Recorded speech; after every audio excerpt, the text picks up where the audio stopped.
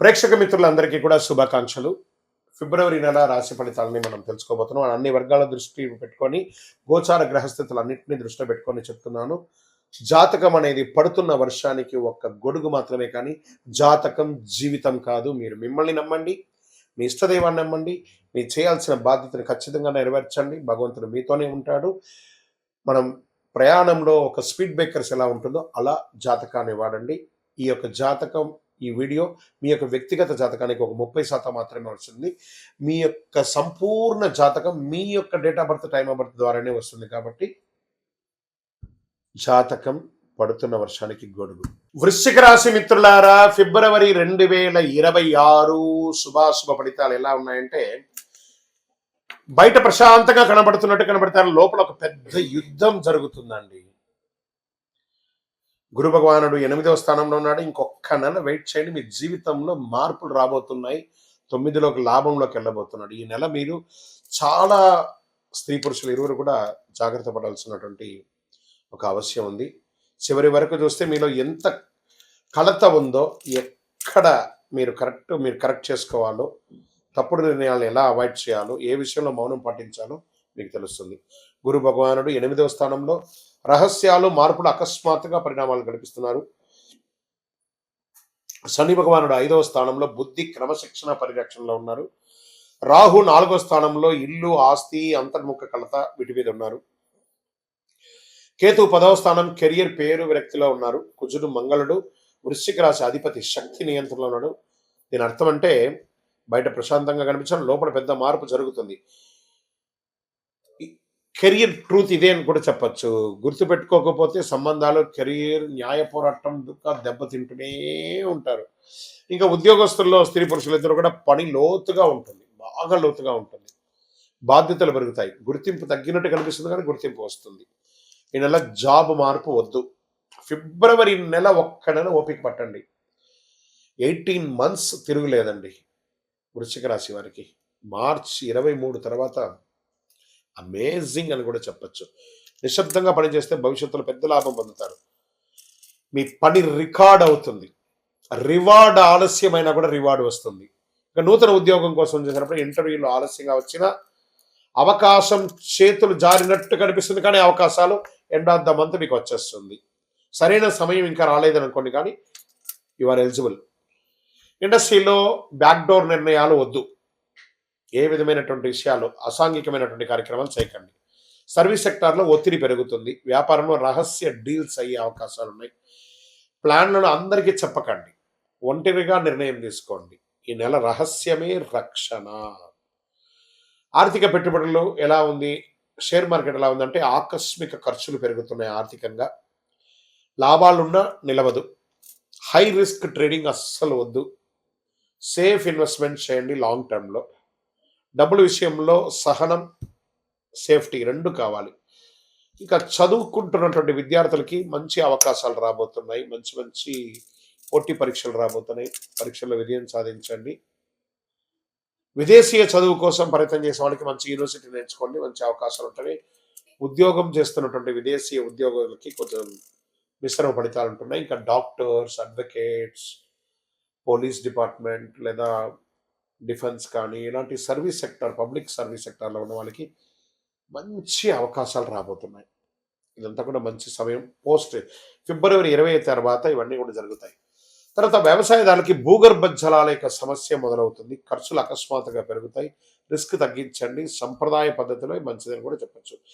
Real estate, కుటుంబ ఆస్తి విషయంలో గొడవలు వచ్చే అవకాశాలు బాగున్నాయి.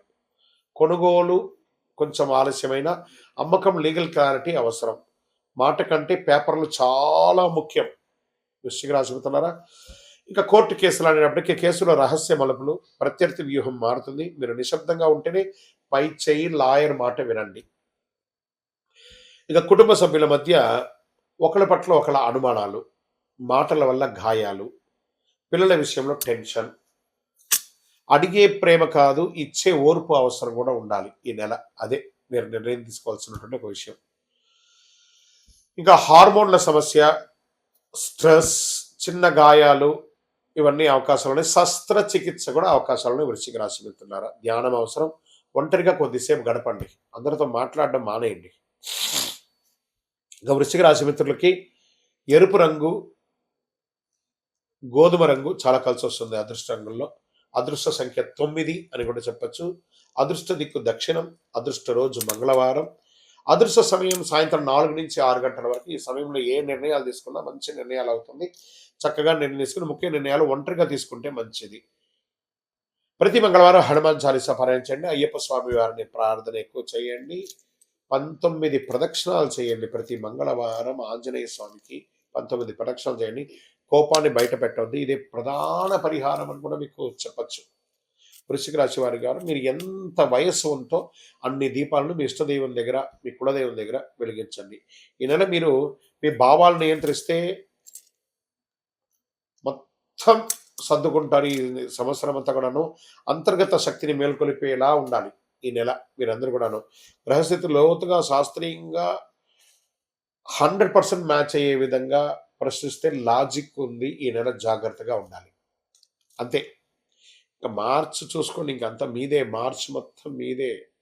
ఎట్లా ఉండబోతున్నారంటే ఇంకా నెక్స్ట్ మంత్ దాని గురించి డిస్కస్ చేద్దాం. ఇక్కడ మీ యొక్క వ్యక్తిగత జాతకాని కోసం మీ పేరు, date of birth, time of birth, place of birth WhatsApp చేయండి. మీ యొక్క ఇష్టదైవ దేవాలయంలో మీ వయస్సు ఎంత ఉందో అన్ని దీపాలను నెలకొకసారి వెలిగించండి. అతి శక్తివంతమైనటువంటి 48 రోజులు పూజ చేసినటువంటి కరుంగాలి మాలను ధరించండి. ఆరోగ్యంగా ఐశ్వర్యంగా ఉండండి. నెగిటివ్స్ అంతా తొలగిపోతుంది. ఇంకనూ మీ యొక్క వ్యక్తిగత జాతకం కోసం మీ పేరు, మీ date of birth, time of birth, place of birth WhatsApp చేయండి. మా అడ్మిన్స్ మీకు రిప్లై ఇస్తారు. రథసప్తమి. ఈ రథసప్తమి అంటే ఏంటి అసలు? అసలు ఎందుకు చేయాలి? ఆ రోజు చేయవలసిన విశేషాలు అంటే సూర్య జయంతి అని కూడా చెప్పచ్చు. ఆరోగ్యాన్ని ఇచ్చే ఒక అద్భుతమైనటువంటి ఒక డే, హెల్త్ డే అని కూడా చెప్పచ్చు. అందరికీ నమస్కారం. రథసప్తమి అంటే కేవలం ఒక పండుగ కాదు, ఇది సూర్యుని యొక్క మహోత్సవం. అందరూ కూడా సూర్య నమస్కారం అంటుంటారు చూసారు. ఆ 12 నమస్కారాలు బెండ్స్ అంతా చేయకుండా సూర్యుడికి చేసుకుంటే శరీరంలో ప్రతి అవయవం కదులుతుంది. ఫస్ట్ ఆరోగ్యం అంటేనే సూర్యుడు, సూర్యుడు అంటేనే ఆరోగ్యం. మాఘమాసం శుక్లపక్షం సప్తమి తిథి నాడు సూర్యుడు తన దివ్య రథంపై ఉత్తరాయణ ప్రయాణం ప్రారంభిస్తారు. శాస్త్ర విశ్వాసం ఇది. అంటే దక్షిణాయనం అయ్యి ఉత్తరాయణ ప్రారంభం కావాలి కదా. 7 గుర్రాల మీద కూర్చొని, రథం మీద కూర్చొని సూర్యుడు తన యొక్క యాత్రను ప్రారంభిస్తున్నట్ట 7 దిక్కులకి. అంటే అందరూ ఆరోగ్యంగా ఉండాలని ఆయన ప్రారంభించేశారు. అందుకని దీన్ని సూర్య జయంతి అని కూడా అంటారు. సూర్యుని రథానికి 7 గుర్రాలు, ఇవి 7 వర్ణాలు, 7 రోజులు, 7 శక్తులు సూచిక.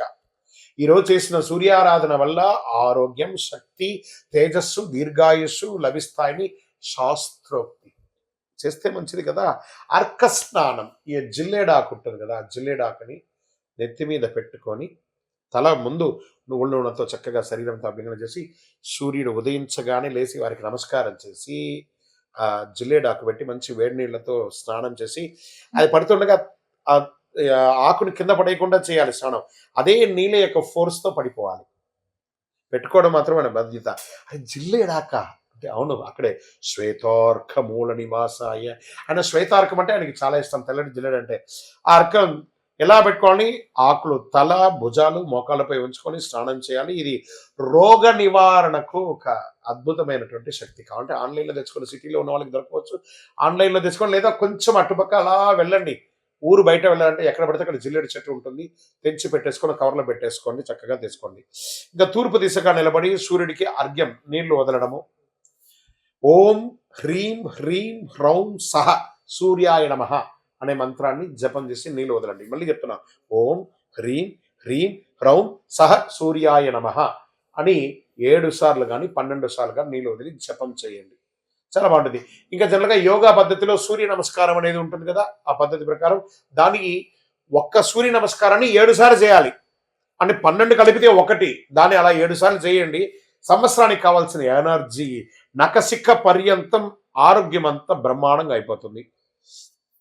ఆరోగ్యం సూర్యానుగ్రహం వల్లే లభిస్తుంది. కాబట్టి రథసప్తమి నాడు చేసిన సూర్యారాధన సంవత్సరంతో శక్తినిస్తుంది. అద్భుతమైనటువంటి విశేషాలు పొందుతా. ఈరోజు ఏం చేయాలి? ఉదయం లేవగానే అద్భుతంగా పెద్దవాళ్ళకి నమస్కారం చేయాలి. మంచి ఒక చెట్టు నాటాలి. ఒక్క చెట్టు అయినా ఈరోజు నాటాలి అని చెప్పడం ఆరోగ్యం. దీంట్లో ఎలా ఉంటుందంటే ఆ రోజు విశిష్టత ఏం చెప్పుకోవాలంటే సూర్య జయంతి కూడా అని పిలుస్తారు. ఆరోగ్యం, దీర్ఘాయుషు, తేజస్సు, మహాశుభదనం, శరీరం నుండి అలసట, రోగ నివారణకు అనుకూలం, పితృదోషాలని తొలగిపోతాయి రేపు కానీ ప్రార్థన చేస్తే. ఉదయం సూర్యోదయానికి ముందే లేచి తూర్పు దిశగా నిలబడి సూర్య నమస్కారాలు చేసి ఏం చేయాలి, మన నైవేద్యం ఏం చేయాలి, బెల్లం పొంగడి, తీపి పొంగలి, గోధుమ, బెల్లం, నెయ్యి ఇవన్నీ కూడా దానం ఇయ్యచ్చు, నైవేద్యంగా పెట్టచ్చు. మహాశివరాత్రి ఫిబ్రవరి 15వ తారీఖున 2026 మహాశివరాత్రి వస్తుంది. ఇక శివరాత్రి అనగానే అందరూ దేవాలయాలకు వెళ్ళి అభిషేకారాధన చేసేసుకొని చాలా అద్భుతంగా చేస్తారు కదా. కాస్త దాని గురించి కొంచెం ఎన్లార్జ్ చేసి చూద్దాం. శివరాత్రి ఒక్క రాత్రి జీవితాన్ని మార్చే శక్తి అండి. ఆ శివుడు గరుడకంఠుడు బోళాశంకరుడు మనకందరికీ అనుగ్రహం ఇచ్చే అందరికీ ఒక శుభదినం చెప్పచ్చు. నమస్కారం భక్తులారా. మహాశివరాత్రి అంటే కేవలం ఉపవాసం కాదు, కేవలం జాగరణ కాదు. ఇది మనలో అజ్ఞానాన్ని చీల్చి చెండాడి రాత్రి. ఇది శివతత్వాన్ని అనుభవించే ఒక అద్భుతమైనటువంటి రాత్రి అని కూడా చెప్పచ్చు. శివరాత్రి ఎందుకు అంత ప్రత్యేకమో, ఈ ఒక్కరోజు ఎందుకు జీవితానికి కీలకమో, నిజంగా శివుడు ఏమి ఇస్తాడో మీకు స్పష్టతగా అర్థమవుతుంది ఈ వీడియో పూర్తి చూస్తే. శివ అంటే శుభం, రాత్రి అంటే అజ్ఞానం. ఆ యొక్క శుభాన్ని ఇచ్చే శివుడు అజ్ఞానాన్ని ఇచ్చే ఆ రాత్రిని తొలగించే రాత్రి శివరాత్రి. అజ్ఞానం నశించి శుభతత్వం వెలుగులోకి వచ్చే రాత్రి. ఈ రాత్రి శివుడు పుట్టినరోజు కాదండి, బాగా గుర్తుపెట్టుకొని, వివాహం జరిగిన రోజు మాత్రమే కాదండి. ఇది మన చైతన్యాన్ని మేలుకొలిపే రోజు కూడా. ఈ రాత్రి ఎందుకు అంత శక్తివంతమైనదంటే పురాణాల ప్రకారం మహాశివరాత్రి నాడు భూమి, ఆకాశం, బ్రహ్మాండ శక్తులు ఒకే లయలో ఉంటాయి. మన శరీరంలో శక్తి సహజంగా పైకి ప్రయాణిస్తాయి. అందుకే ధ్యానం సులభం, మంత్ర జపం ప్రభావవంతంగా ఉంటుంది, మనసు నిశ్శబ్దంగా ఉంటుంది. ఇది భక్తి కాదు, శరీరం మనసు యొక్క శాస్త్రం అని కూడా చెప్పచ్చు. శివలింగం రాయి కాదు, దీని గురించి తెలుసుకోవాలి అందరూ కూడా. అది ఆకారం లేని పరమతత్వానికి చిహ్నం, సృష్టికి మొదలు, అనంతం లేని ఒక తత్వం అని కూడా చెప్పచ్చు. అభిషేకం చేయడం అంటే ఏంటిది? నీటితో మన అహంకారాన్ని కడగడము, పాలతో మన కోపాన్ని చల్లార్చడము, బిల్వపత్రంతో మన కోరికలను అర్పించడము. అందుకే శివుడు కోరేది వస్తువులు కాదు, మార్పు. ఓం నమ శివాయ అనే ఒక మంత్రాన్ని, పంచాక్షరి మంత్రాన్ని ఎంత వీలుంటే అంత జపం చేయండి, అంత బాగుంటుంది. ఇంకా ఉపవాసం ఎందుకు చేస్తారు? మీ యొక్క జీర్ణక్రియలన్నీ కూడా అద్భుతంగా క్లెన్స్ అవుతుంది, శరీరాన్ని తేలిక చేస్తుంది, ఆలోచనలు శుద్ధి చేస్తుంది, ఆత్మబలాన్ని పెంచుతుంది. అందుకే ఈరోజు ఉపవాసానికి ప్రత్యేక శక్తి ఉంది. ఉపవాసం అంటే నేను ఉపవాసం అని చెప్పి బాదం పాలు 1 లీటర్ తాగడం, రకరకాల పండ్లు తినడం కాదు. ఉపవసించడం, స్వామివారి నామస్మరణతో భగవంతుడికి దగ్గరగా వసిస్తూ ఓం నమ శివాయ, ఓం నమ శివాయ, ఓం నమ శివాయ. ధనుర్మాసంలో వైకుంఠ ఏకాదశి గాను, మాఘమాసంలో చక్కగా శివరాత్రి గాను 1 నెల రోజుల గ్యాప్లో 2 ఉపవాసాలు ఉండడం వల్ల ఆరోగ్యం, ఎప్పుడైతే ఆహారం పడదో శరీరానికి, ఆటోమేటిక్గా ఆరోగ్యం అనేది క్లెన్స్ అవుతుంది, ఒక ఓవర్ ఆయిల్ లాగా అయిపోతుంది, ఆత్మబలాన్ని పెంచుతుంది. జాగరణ ఎందుకు చేయాలి మరి? శివరాత్రి జాగరణ అంటే నిద్ర లేకపోవడం కాదు, అవగాహనతో ఉండడము. నిద్ర అజ్ఞానం, జాగరణ జ్ఞానం అన్నారు. అందుకే ఈ ఒక్క రాత్రి జాగరణ జీవితంలో ఎన్నో తప్పుల నుంచి కాపాడుతుంది, జాగరణ ఇస్తుంది. ఎవరు శివరాత్రి పూజ చేయాలి? ఉద్యోగ సమస్యలు ఉన్నవారు, ఆరోగ్య సమస్యలు ఉన్నారు, మానసిక ఒత్తిడి ఉన్నారు, కుటుంబ కలహాలు ఉన్నవారు శివుడి సమస్యలతో తీసుకోపోడండి. సమస్యను ఎదుర్కొనే శక్తిని ఇస్తాడు, గుర్తుపెట్టుకోండి. అది శివరాత్రి రోజు చేయండి, ఇదే శివకృప. శివరాత్రి రోజు ఏం చేయాలి? సాధ్యమైనంత వరకు ఉపవాసం ఉండాలి, శివనామస్మరణ చేయాలి, బిల్వపత్రార్చన చేయాలి, కొద్దిసేపు మౌనం ఉండాలి, రాత్రి ధ్యానం లేదా మంచి కథ, శివకథ వినండి చక్కగా. అందుకని సినిమాలకు వెళ్ళి టైం పాస్ చేయడం కాదు. భయం అవసరం లేదు, ఖరీదైన పూజ అక్కర్లేదు, భక్తి అవగాహన చాలండి. ఎవరు చెప్పిన శివరాత్రి నిజం, ఇది గుర్తుపెట్టుకుని. శివుడు కోరికలు తీరుస్తాడు అనుకుంటే అది భక్తి, శివుడు మనల్ని మారుస్తాడు అనుకుంటే అది జ్ఞానం. మహాశివరాత్రి కోరికల పండగ కాదు, చైతన్య పండగ. మహాశివరాత్రి మీ జీవితంలో శాంతి, స్థిరత్వం, శివతత్వం ప్రసాదించాలని ఓం నమ శివాయ. అందరూ ఆయురారోగ్య ఐశ్వర్య భోగభాగ్యాలతో ఉండాలని అఖిలాండ కోటి బ్రహ్మాండ నాయకుడు ఆ యొక్క కైలాసనాథుని ప్రార్థన చేసుకుంటున్నాం. ఓం నమ శివాయ, ఓం నమ శివాయ, ఓం నమ శివాయ.